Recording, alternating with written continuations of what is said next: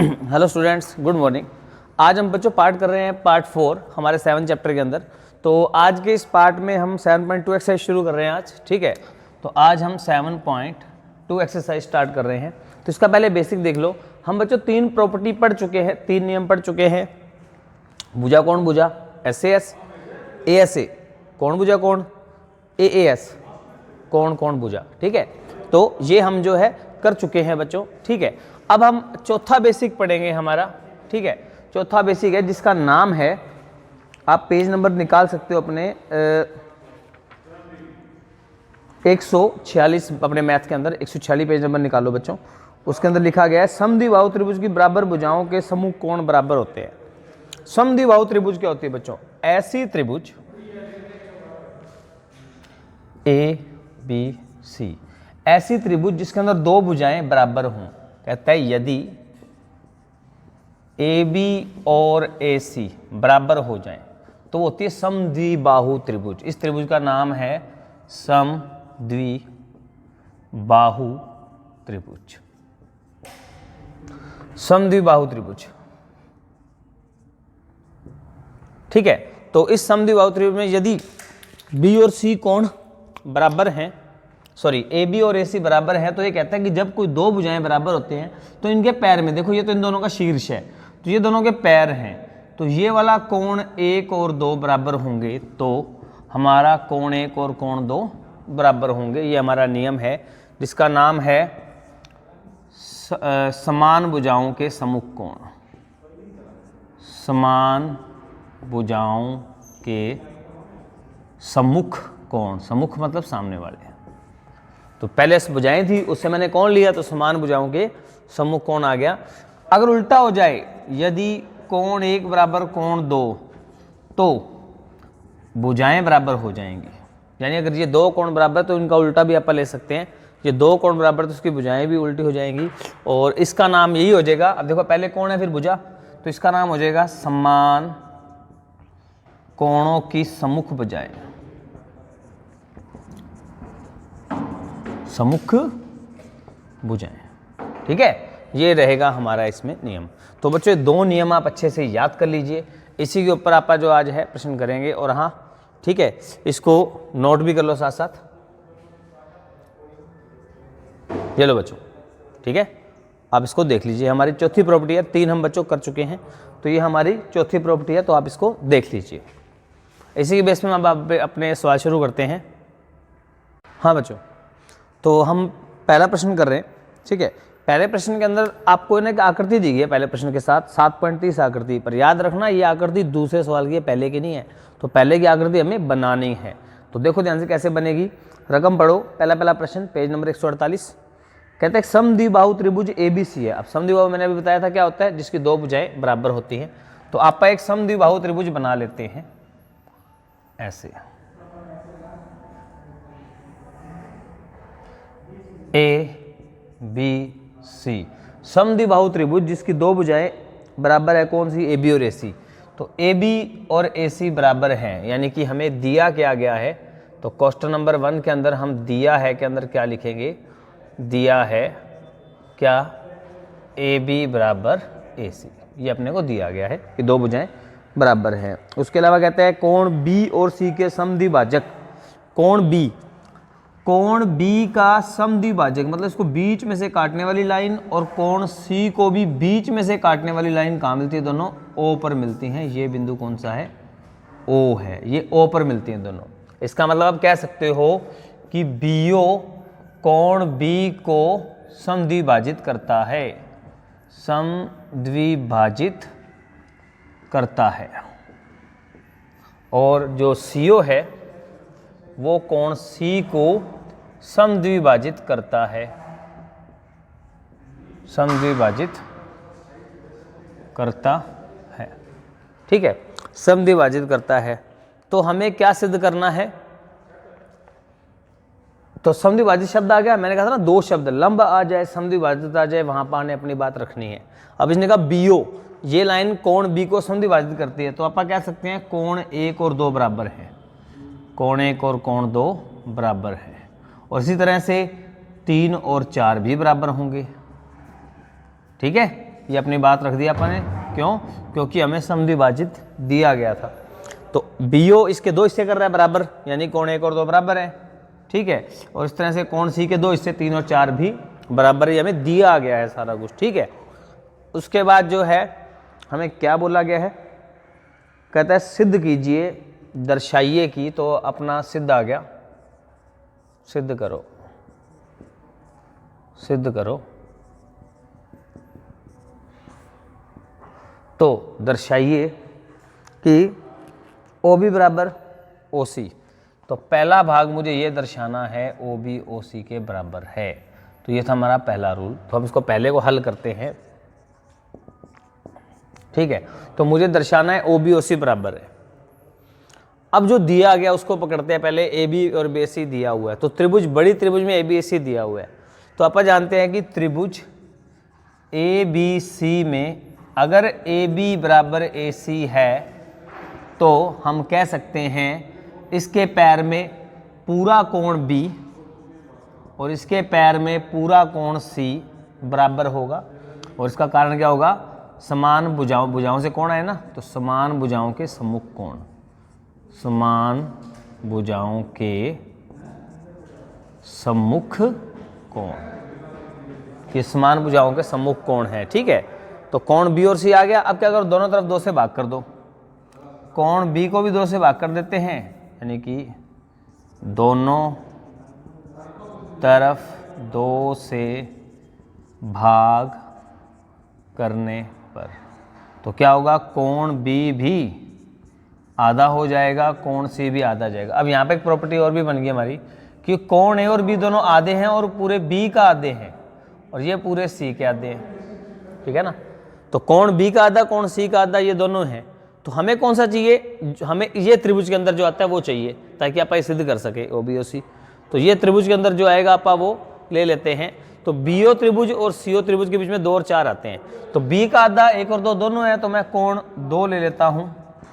ये कोण 2 आ गया और ये वाला कोण आ गया 4। इसको बोलेंगे समान भुजाओं के सम्मुख कोण, समान भुजाओं के सम्मुख कोण, ठीक है। अब ये त्रिभुज आगे, अब देखो ये किस त्रिभुज में आ रहे हैं? छोटी में आ रहे हैं ना। तो अब बात करते हैं त्रिभुज OBC में।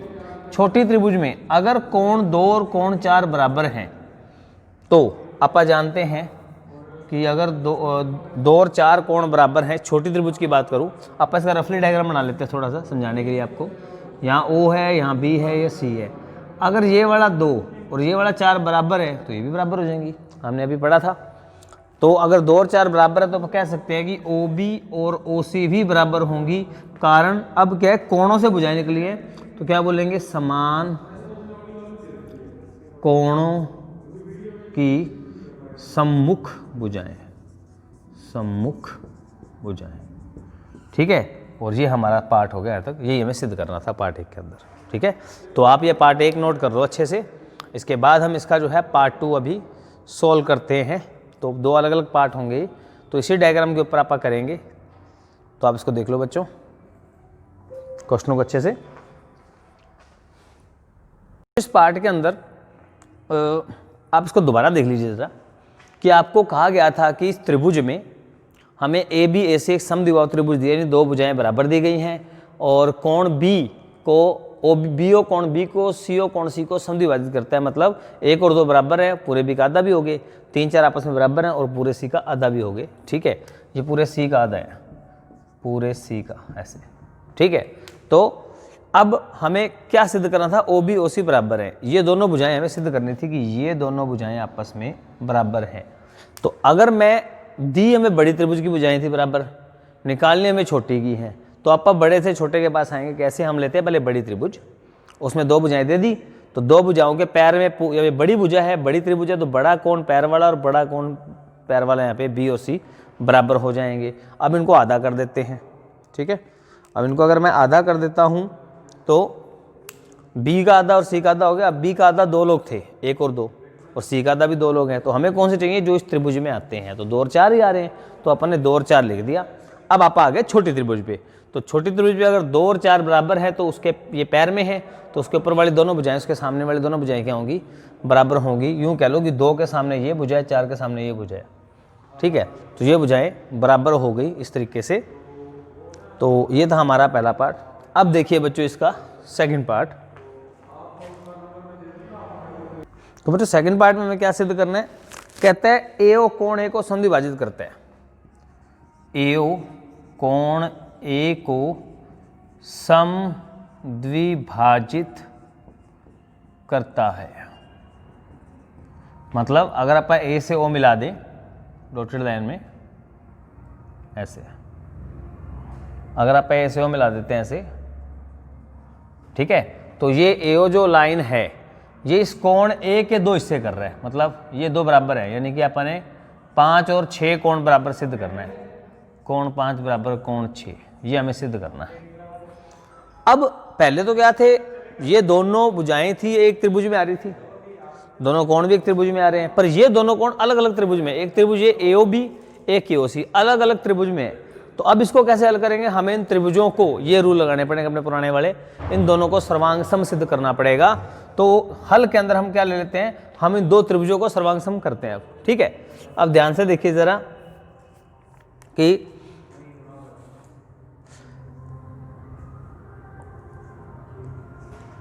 इस त्रिभुज के अंदर दोनों त्रिभुजों के नाम ले सकते हैं कि त्रिभुज ए बी ओ और त्रिभुज ए सी ओ में आप ना नाम की प्रोफेशन एक जैसी रखो। जैसे मान लो ऊपर से नीचे लेफ्ट, ऊपर से नीचे राइट, तो ऐसे नाम रख लो। इससे क्या होगा, सर्वांग सम अपने आप आ जाएंगी। ए ओ सी, सॉरी ओ बी और ए ओ सी, ऐसे। तो क्योंकि नाम में भी आप सर्वांग समता सिद्ध करते हैं, तो इन दोनों त्रिभुजों में बच्चों देखो ध्यान से, तो इन दोनों त्रिभुजों के अंदर अब क्या है कि हमें ए बी ए सी तो दिया गया था, ए बी ए सी दिया गया है, ठीक है। अगर ए बी ए सी दिया गया और हमने अभी सिद्ध किया था कि बी और सी का आधा बराबर है, 2 और 4 बराबर है। अब 2 4 अगर बराबर हैं तो 1 और 3 भी बराबर हो गए। अब कोण 1 और कोण 3, यानी कि इस त्रिभुज में कोण 1 और इस त्रिभुज में कोण 3, ठीक है, ये भी हमारा बराबर हो गया, कोण 1 और 3, ठीक है। और कारण क्या लिखेंगे, क्योंकि कोण 2 और 4 भी बराबर थे, तो इसलिए 1 और 3 भी उसके बराबर आ जाएंगे, ठीक है। और हम पहले पार्ट में सिद्ध कर चुके हैं क्या, ओ बी बराबर ओ सी, ठीक है, पार्ट 1 में सिद्ध हो गया है, पार्ट 1 में सिद्ध, पार्ट 1 में हम सिद्ध कर चुके हैं इसको।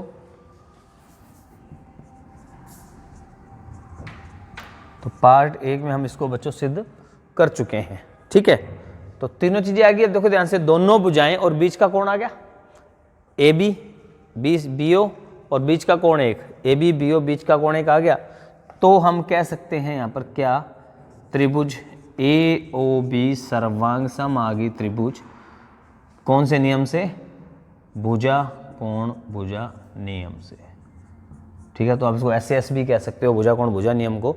तो अब देखो इस त्रिभुज के अंदर जो है हमारे पास त्रिभुज ए ओ बी सर्वांग सम। अब देखो नाम में सर्वांग समता चेक करते हैं, एक कहाँ बन रहा है, बी पर, बी लास्ट में है तो 3 भी लास्ट पे होगा, यानी सी भी लास्ट में होगा, ठीक है। और अब देखो यहाँ पर ओ को मिला के ये बन रहा है, ठीक है, लास्ट वाले बी और सी को मिलाकर दोनों ही बन रहे हैं।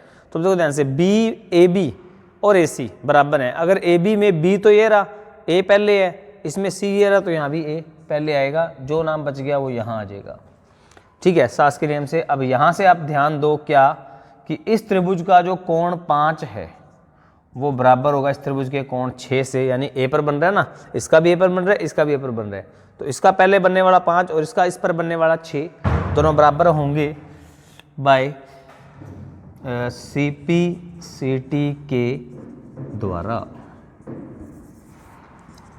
सी पी सी टी के द्वारा, ठीक है। तो ये 5 और 6 बराबर हो गए, यही बच्चों हमें सिद्ध करना था। तो ये था हमारा क्वेश्चन नंबर 1 कंप्लीट। इसके 2 पार्ट थे, दोनों पार्ट हमने आज कर लिए हैं, आप इसको अच्छे से नोट कर लो बच्चों। और आज के इस पार्ट में इतना ही, ठीक है। तो इसके बाकी हम अपने नेक्स्ट पार्ट में करेंगे, और मेरे इस तरफ आपको बाकी पार्ट्स मिल जाएंगे बच्चों। Thank you.